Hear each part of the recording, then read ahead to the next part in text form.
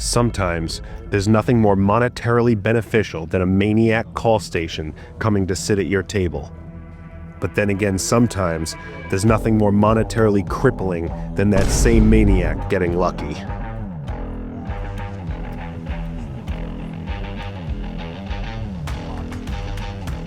Come hang out and cheer me on as I literally crawl myself out of the depths to get back to even, using nothing but raw talent.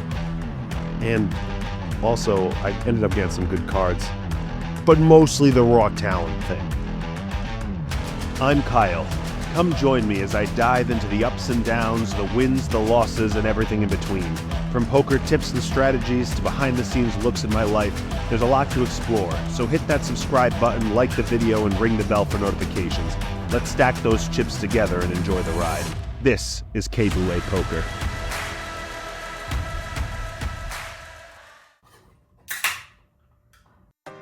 Boom! We did it, guys. We found it. We found an online poker site we actually like, that we actually use. Club GG has stakes from 10, 20 cents, all the way up to $5, $10. There's 2.5K free rolls every Monday. And if you sign up now using my referral code, I can get you a 20% deposit bonus. It's a really fun club. I'm part of it. I play it. I play it at the tables. I play it when I'm at the fire station. Don't tell anybody, because I think that's gambling. I don't play at the fire station. I play at the tables. I'll play it in the car. All right. I don't play when I drive. I don't play in the car. I played at the tables, and it's real fun. Check it out. Real easy to use. I'm on there. Also, I got a big announcement. Stay tuned after this video to see where I'm going next, to see what's going on in the K-Boule poker world. This is huge. I have to do a costume change because I have a way cooler shirt to wear to this session. Check it out.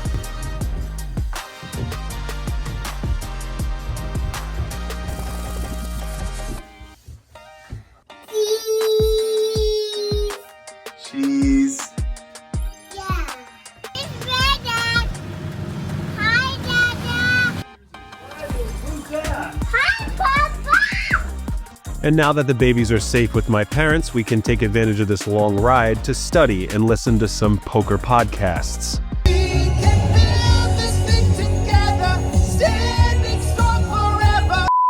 With a gigantic rake, don't play that game. Also, as your skill level improves in relation to your opponents, your win rate is going to go. Is that the building? What a weird building. I'm into it though. We reserved our seat on the way via Poker Atlas and sit down at the 1-3 table and buy in for the max, which is $500. Now, the very first hand we look down at Ace King of Clubs in the big blind and face a $12 open from the low jack. I make it $40 to play, and then the low jack 4-bets me to $140. This is only aces, kings, queens, or ace king. I end up making the call and feel an overwhelming relief when an ace hits on the flop.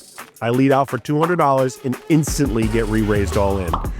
I think kings may have folded or at least just called my post-flop aggression here, so I honestly feel like I may be chopping with another ace king.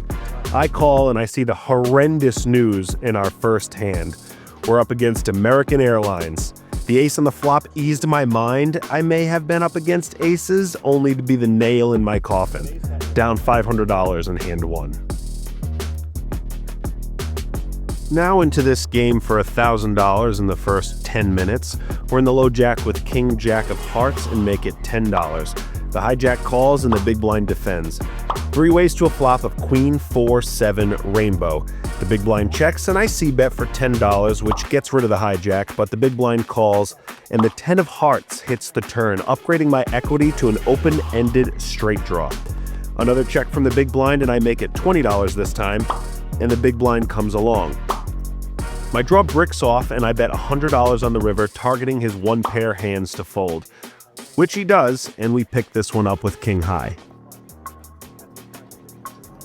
This next one, we're on the button with a couple of suited broadways and open it up to $10.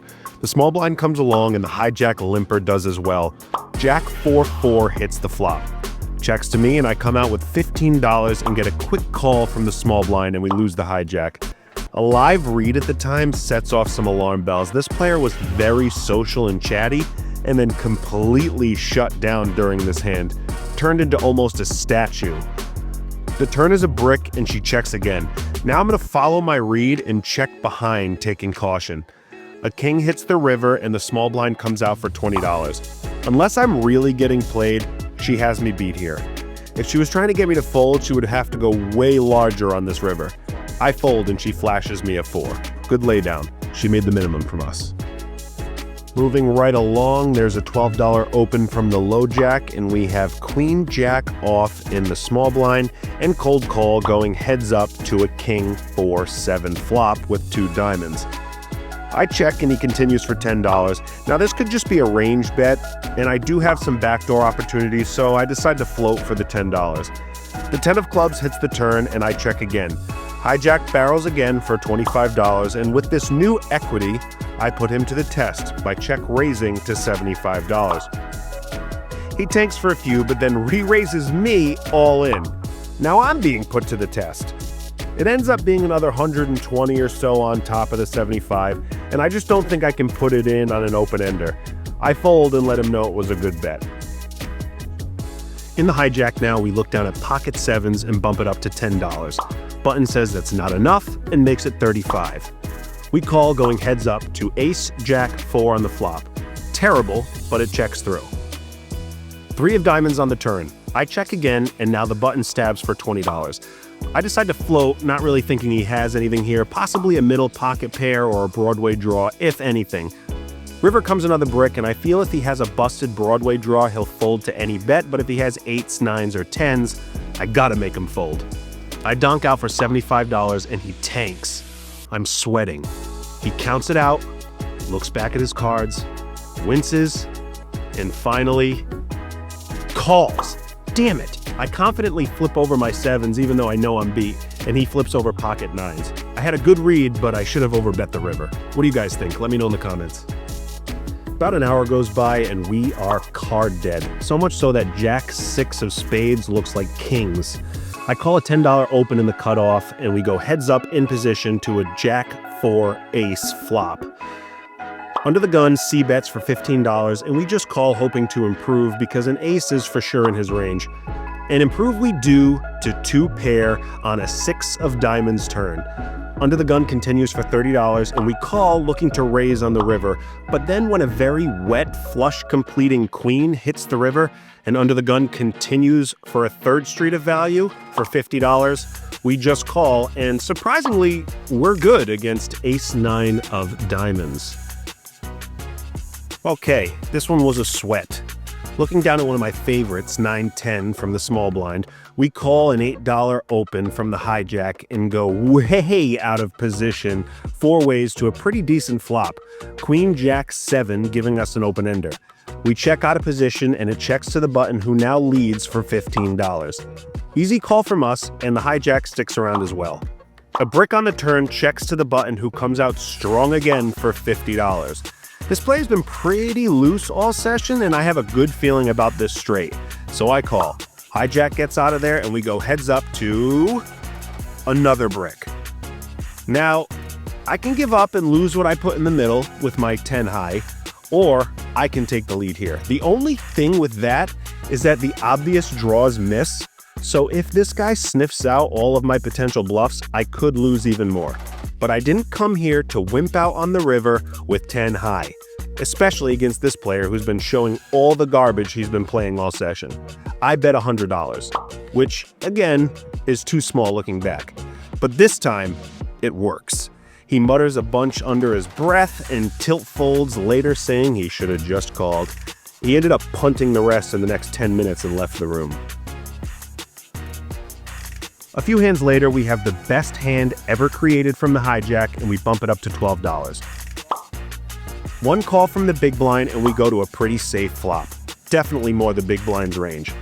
He checks an IC bet for $20, which is met with a call. A pretty connected straight possibility hits the turn, and our opponent checks again. I make it $50. He doesn't snap call, but he does end up talking himself into a call. Another possible straight card hits the river and a third check from the hijack. I'm now pretty happy with the size of this pot and choose to just check my showdown value. Aces actually holds, and he mucks. Welcome to another episode of Making the Minimum! K-Boulay opens to $10 from the low jack with pocket kings, and everybody folds. This has been Making the Minimum!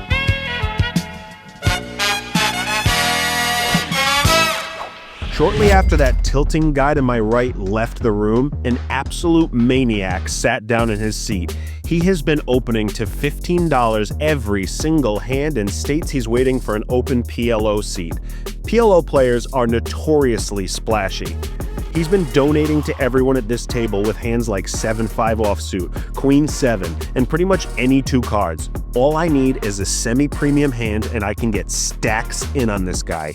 And that's exactly what happens when we look down at pocket queens in the cutoff. The maniac opens to $15 per usual, and I 3-bet to 45.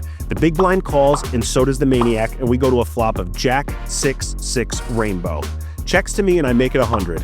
The big blind calls, but the maniac then bumps it up to 300, which puts me all in. I'm actually thrilled at the time. I think he's just bored of hold'em, and he's waiting for his PLO seat to open. I call, and he flips over. Jack, 6. Why do the poker gods hate me? Why? Why do I deserve this kind of treatment? What? Why do bad things happen to good people? And these guys that call a $45 3-bet preflop with Jack 6 literally flop a full house. I'm so close to taking up pickleball and leaving this life behind. We buy back in and we step right into a $15 double board bomb pot with 4-6 off. We have an open-ended straight draw on the top board and trips on the bottom. That's worth a $20 open. I get 3 callers. A flush draw turns up top, but does complete our straight. Still just trips on the bottom. $75 to see a river. Just 1 call from the low jack. The flush then completes up top. Ugh. Whatever, you know what? I'm all in. I get a pretty quick call. He shows a flush up top, but a single pair on the bottom. We chop here, but we were so close to scooping this massive bomb pot. Let's start crawling out of this hole. The crawling continues with ace-10 off in the low jack, and I face a standard maniac open of $15. Let's try this again. I 3-bet to 45, and I get called from the under-the-gun limper and the maniac in middle position. Beautiful 2-pair on the flop, ace-10, 7. Checks to me, and I c-bet for $100. If the maniac has anything, he'll call and pay me off. But surprisingly, the geriatric under the gun calls and the maniac gets out of there. The turn comes out pretty wet. Really wet. Putting a flush and a straight draw out there. Under the gun checks and I shove all in. If he's chasing, he'll have to pay. He ends up giving it up and we take in a good sized pot. Another decent hand in the small blind, we call a $10 open from the hijack along with 3 others and go to the most beautiful flop of the session, King, Jack, 9. We check and the hijack continues for $25. I bump it up to $75 right away. Let's get this maniac back for that Jack 6. But again, I get the wrong guy to come along. Hijack calls and we lose the maniac. The board pairs with the jack and I don't like it. I don't want to give up aggression though. It's either going to halt action or get me paid. Or cooler me, but let's not think about that. 125 to go. Hijack folds. Guess the jack was a scare card. Pocket 5s from under the gun and we open to $10 and get the maniac to call. King, King, 9 on the flop. Tell me I'm up against King 9 right now. He could honestly have any 2. We check it through to a beautiful 5 on the turn. We now have the full house. He stabs for 30, and this is where I think I mess up. I have a full house and I'm in position. I re-raise here to 75. I think I should have just called in position and gave him another opportunity to bluff, but I think I've also been overestimating how sticky he's been post-flop. Pre-flop, I think I can get stacks in, but he's much more willing to give up hands after the flop, which I don't think I realized at this point. He folds here and we make the minimum. Another bomb pot and we look down at Queen 10 off and have trips on the top board and a pair of 10s on the bottom. We face a $30 open from the big blind and just bump it right up to $100. The big blind shoves all in for another 125 on top and we call hoping he's playing the bottom and doesn't have a full house up top or something. But that is the case when he shows a combo draw on the bottom that ends up paying off, and our 3 of a kind is good up top. Another chop. Last hand of note comes from the small blind, ace-8 offsuit, and we call a $10 open and go heads up to a flop of 6, 7, 8. I check and the button bets $15. I decide to float with top, hoping to avoid another straight card. The turn comes out of... Wait. Oh no, the Chaser's Gestapo. They're shutting me down. Now I have no idea how this hand turns out. I should have told them to go screw and they'll never take me alive, but I don't want to end up with a picture of my face in their office. I comply and we play for another hour, winning a few hundred more and crawling out of that $1,800 hole I put myself in. We had $1,800 on the table and cashed out for $1,350, which means we have a loss of $450, which honestly feels like a win after the comeback I had to put in after losing $500 on the first hand, topping up for another $500 mid-session, topping for another $300 later on, and then buying back in for another $500 after I lost queens to Jack-6 offsuit. I'll honestly take it. Now for the big news outro. All right, guys, big announcement time. A lot of you guys have been commenting, saying I need coaching, saying that I need some help with bet sizing and raise sizing, and saying that I need help with pot odds, and almost absolutely everything there is to do with poker, you guys said I need some help on. So I've decided to absolutely ignore every piece of advice you guys have given me and decided to take a shot with high stakes on live YouTube stream. That's right, on March 6th, I am playing a 5-10 Match the Stack at the Lodge Card Club in Austin, Texas. So you can either watch me light money on fire or watch me clean up. This is 100% a trial by fire. I'm a firefighter, okay? They teach me right in the academy, adapt and overcome, okay? I'm gonna adapt and overcome that 5-10 Match the Stack game, and you're gonna bear witness to it. Best case scenario, I buy in for their 2K cap, and I cash out for like $150,000. Worst case scenario, it makes an entertaining vlog, and not for nothing, the vlogs where I lose, I get more views anyway. So, March 6th, tune into the Lodge live stream. K-Boule Poker will be on there. Thanks for sticking around to the end, guys. Feel free to watch my other videos up on your screen right now. And we'll see you on the next one.